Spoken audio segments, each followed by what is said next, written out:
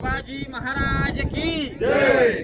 समोर बघा आपल्याला एक विटांची रूप आहे म्हणजे नाही याला टाक्सा असं म्हणतात. मिंट म्हणजे छापखाना. आता आपण आपली करन्सी रिझर्व्ह बँकेमध्ये छापतो की नाही, परंतु 350 वर्षापूर्वी स्वराज्याची करन्सी ही या ठिकाणी छापली विटांच्या टाक्सा हो नाणी शिवाय राजमुद्रा.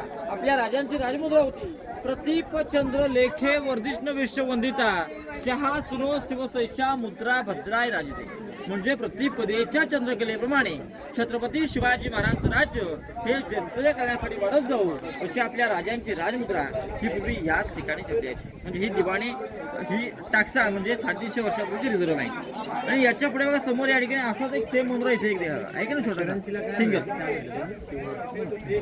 हो नाणी राजमुद्रा हो. समोरची जी ही एक अष्टविनायकाची रूप आहे की नाही वरची ही आपल्या राजांची बाल्कनी आहे. सध्या गॅलरी म्हणतो की नाही ही सुद्धा पूर्वी एकावर एक 2 मजले अशी उंच असेल.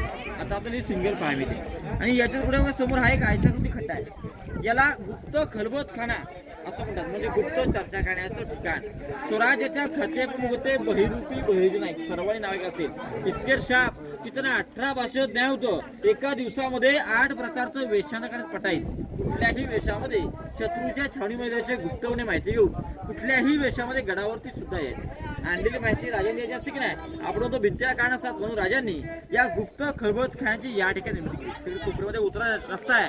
त्याच्या आतमध्ये तुम्ही आकरत ना याच्या आतमध्ये एक अंडरग्राऊंड रूम आहे 8 बाय 10ची. त्या रूम मध्ये बहिर्जीने आणलेली माहिती राजांना गुप्तपणे दिली जायची. गुप्त चर्चा करण्याचं ठिकाण गुप्त खलबतखाना हा आपल्या रायगडावरती याच ठिकाणी पाहायला मिळतो. आपण दिवाणी आम म्हणजे आपल्या राजांचा दरबार पाहायला पुढे जाऊ.